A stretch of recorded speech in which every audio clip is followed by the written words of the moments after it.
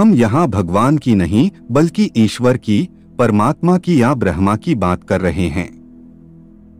वर्तमान में लोग भगवान शब्द को ईश्वर से जोड़ते हैं। कोई मनुष्य देवता या भगवान बन सकता है, लेकिन ईश्वर या परमात्मा नहीं। वेद कहते हैं कि ईश्वर अजन्मा, अप्रकट और निराकार है। वही है अनंत, जो अंतरिक्ष में अरबों योजन दूर सत्यलोक में रहकर भी सर्वत्र व्याप्त है, जैसे सूर्य का प्रकाश। आओ इस रहस्य को सरल भाषा में समझते हैं। इसे समझने के लिए आपको पहले 5 तथ्यों को समझना होगा, फिर आपको ईश्वर का ज्ञान होगा। गीता में कहा गया है कि यह सृष्टि उल्टे वृक्ष की भांति है। मतलब यह कि इस ब्रह्मांड में बीज ऊपर है और उसके फल नीचे लगे हुए हैं। ये संपूर्ण तारे, ग्रह और नक्षत्र, पशु पक्षी, मनुष्य आदि फल हैं। जहां से बीज उत्पन्न हुआ वहीं पर ईश्वर मौजूद है। मतलब यह कि सृष्टि के 2 छोर हैं, एक छोर पर बीज और दूसरे छोर पर फल। मतलब यह कि इसके एक छोर पर ब्रह्मांड है और दूसरे छोर पर ब्रह्मा यानी ईश्वर। मनुष्य का शरीर भी एक उल्टे वृक्ष की भांति ही है। मस्तिष्क एक बीज का खोल है। इसमें जहां सिर की चोटी है वहीं पर बीज स्थित है, अर्थात जिसे सहस्रार चक्र कहते हैं। इस मस्तिष्क के भीतर एकदम मध्य में आत्मा का निवास होता है। मतलब इस शरीर के 2 छोर हैं, एक छोर पर सहस्रार और दूसरे छोर पर मूलाधार चक्र और बीच में अनाहत चक्र है। इस ब्रह्मांड में विज्ञान के अनुसार ग्रह, नक्षत्र और कई आकाश गंगाएं हैं। लेकिन हिंदू धर्म ने इस ब्रह्मांड को 3 भागों में विभाजित किया है। कृतक त्रैलोक्य, महरलोक और अकृतक त्रैलोक्य। इन्हें ही वेदों में 5 कोशों वाली सृष्टि कहा गया है, जड़, प्राण, मन, बुद्धि और आनंद। कृतक त्रैलोक्य के 3 भाग हैं, भूलोक, भुवरलोक, स्वरलोक। ये तीनों नश्वर हैं। इसकी एक निश्चित आयु है। जितनी दूर तक सूर्य, चंद्रमा आदि का प्रकाश जाता है वह भूलोक है।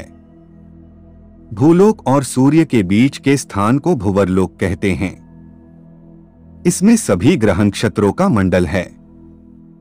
इसके बाद सूर्य और ध्रुव के बीच जो 14 लाख योजन का अंतर है उसे स्वरलोक या स्वर्गलोक कहते हैं। इसी के बीच में सप्तर्षि का मंडल है और ध्रुवलोक स्थित है। कृतक त्रैलोक्य में स्थित ध्रुवलोक से 1 करोड़ योजन ऊपर महरलोक है। कृतक और अकृतक लोक के बीच स्थित है महरलोक, जो कल्प के अंत की प्रलय में केवल जन शून्य हो जाता है, लेकिन नष्ट नहीं होता।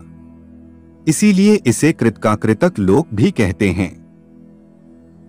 कृतक और महरलोक के बाद जन, तप और सत्यलोक तीनों अकृतक लोक कहलाते हैं। अकृतक त्रैलोक्य अर्थात जो नश्वर नहीं है, अनश्वर है।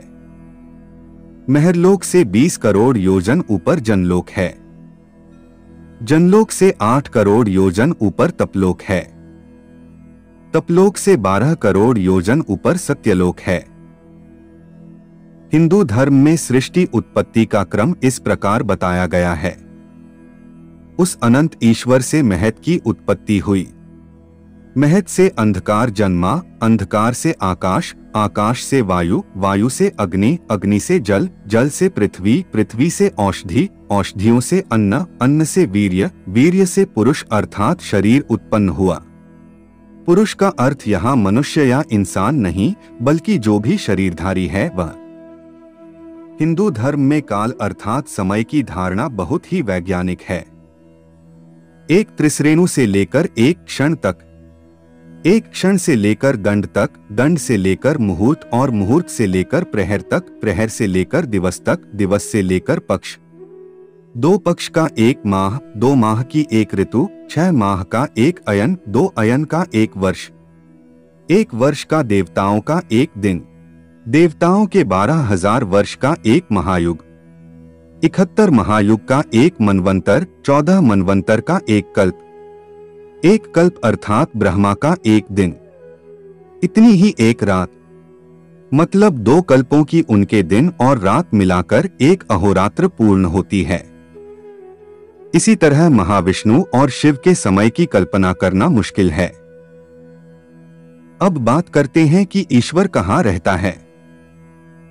यदि आप हमारी यह बातें नहीं समझें तो कोई बात नहीं, यह आपको आगे समझ में आ जाएगा। आपने भौतिक और गणित विज्ञान में आयाम अर्थात डायमेंशन के बारे में पढ़ा ही होगा। वैज्ञानिक कहते हैं कि ब्रह्मांड में 10 आयाम हो सकते हैं, लेकिन मोटे तौर पर हमारा ब्रह्मांड त्रिआयामी है। पहला आयाम है ऊपर और नीचे, दूसरा है दाएं और बाएं, तीसरा है आगे और पीछे। इसे ही 3D कहते हैं। एक चौथा आयाम भी है जिसे समय कहते हैं। समय को आगे बढ़ता हुआ महसूस कर सकते हैं। हम इसमें पीछे नहीं जा सकते हैं। हमारा यह संपूर्ण ब्रह्मांड इन 4 आयामों पर ही आधारित है, लेकिन हिंदू धर्म के अनुसार यह नियम सिर्फ कृतक त्रैलोक्य पर ही लागू होता है, अन्य लोकों पर नहीं। वेद और पुराणों में अन्य ग्रहों और अंतरिक्ष के बारे में विस्तार से लिखा हुआ है। हम पहले ही 3 लोक और उनके उपलोकों के बारे में बता चुके हैं। हिंदू शास्त्रों के अनुसार भूलोक, भुवरलोक, स्वरलोक हमारी त्रिआयामी सृष्टि में ही निवास करते हैं। चौथा आयाम वह समय है। 5वें आयाम को ब्रह्मा आयाम कहा गया है। इसी आयाम में ब्रह्मा निवास करते हैं। इसी आयाम से कई तरह के ब्रह्मांडों की उत्पत्ति होती है। यहाँ का समय अलग है। जैसा कि हम बता चुके हैं कि ब्रह्मा का एक दिन एक कल्प के बराबर का होता है। यह स्थान 4 आयामों से बाहर है। इसके बाद आगे 6ठे आयाम में महाविष्णु निवास करते हैं। महाविष्णु के भी 3 भाग हैं, कारणोदकशायी विष्णु, गर्भोदकशायी विष्णु और क्षीरोदकशायी विष्णु। इसमें कारणोदकशायी अर्थात महाविष्णु तत्वादि का निर्माण करते हैं, जिससे इन 5 आयामों का निर्माण होता है। इसे ही महत कहा जाता है और जिनके उदर में समस्त ब्रह्मांड हैं तथा प्रत्येक श्वास चक्र के साथ ब्रह्मांड प्रकट तथा विनष्ट होते रहते हैं। दूसरे गर्भोदकशायी विष्णु से ही ब्रह्मा का जन्म होता है, जो प्रत्येक ब्रह्मांड में प्रविष्ट करके उसमें जीवन प्रदान करते हैं तथा जिनके नाभि कमल से ब्रह्मा उत्पन्न हुए। उसके बाद तीसरे हैं क्षीरोदकशायी विष्णु, जो हमारी सृष्टि के हर तत्व और परमाणु में विलीन हैं, जो परमात्मा रूप में प्रत्येक जीव के हृदय तथा सृष्टि के प्रत्येक अणु में उपस्थित होकर सृष्टि का पालन करते हैं। जब हम ध्यान करते हैं तो हम कसिरोधकस्य विष्णु को महसूस करते हैं। जब हम इसका ज्ञान पा लेते हैं तो हम भौतिक माया से बाहर आ जाते हैं। इसी से हम परमात्मा को महसूस करते हैं। जब व्यक्ति ध्यान की परम अवस्था में होता है तब इन्हें या इस आयाम को महसूस कर सकता है। इसके बाद 7वां आता है, जिसे सत्य आयाम या ब्रह्मा ज्योति कहते हैं। ब्रह्म नहीं, ब्रह्मा ज्योति, जैसे सूर्य की ज्योति होती है, इसी आयाम में समाया है वह तत्व ज्ञान जिसकी मदद से मनुष्य देवताओं की श्रेणी में चला जाता है। इसके बाद है 8वां आयाम, जिसे कैलाश कहा जाता है। इस आयाम में भगवान शिव का भौतिक रूप विराजमान है। उनका कार्य ही इन 7 आयामों का संतुलन बनाए रखना है। इसीलिए सिद्धयोगी भगवान शिव की आराधना करते हैं, क्योंकि हर योगी वहीं जाना चाहता है। उसके बाद है 9वां आयाम, जिसे पुराणों में वैकुंठ कहा गया है। इसी आयाम में नारायण निवास करते हैं, जो हर आयाम को चलायमान रखते हैं। मोक्ष को प्राप्त करने का मतलब है इस आयाम में समा जाना। हर आयाम इसी से बना है। यही आयाम सभी आयामों का निर्माण करता है। मोक्ष की प्राप्ति कर हर आत्मा शून्य में लीन होकर इसी आयाम में लीन हो जाती है। इसके बाद नंबर आता है 10वें आयाम का, जिससे अनंत कहा गया है।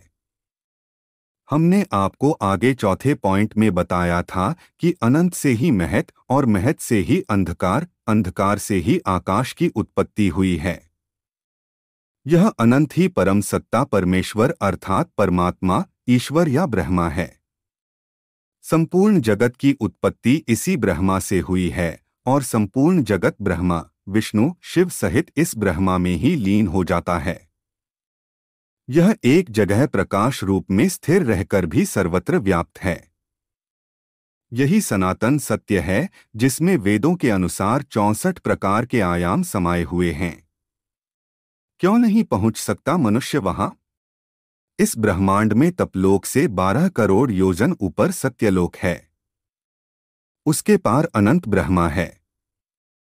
वहां मनुष्य किसी यान के द्वारा नहीं पहुंच सकता क्योंकि वह 10वां आयाम है। मनुष्य की क्षमता 4 आयामों में ही विचरण करने की है। वहां सिर्फ योग की शक्ति से मोक्ष प्राप्त करने के बाद ही जाया जा सकता है। कोई शरीरधारी वहां नहीं जा सकता। दूसरा यह कि वह ब्रह्मा सर्वत्र व्याप्त है, उसी तरह जिस तरह की सूर्य का प्रकाश सभी दिशाओं में व्याप्त है।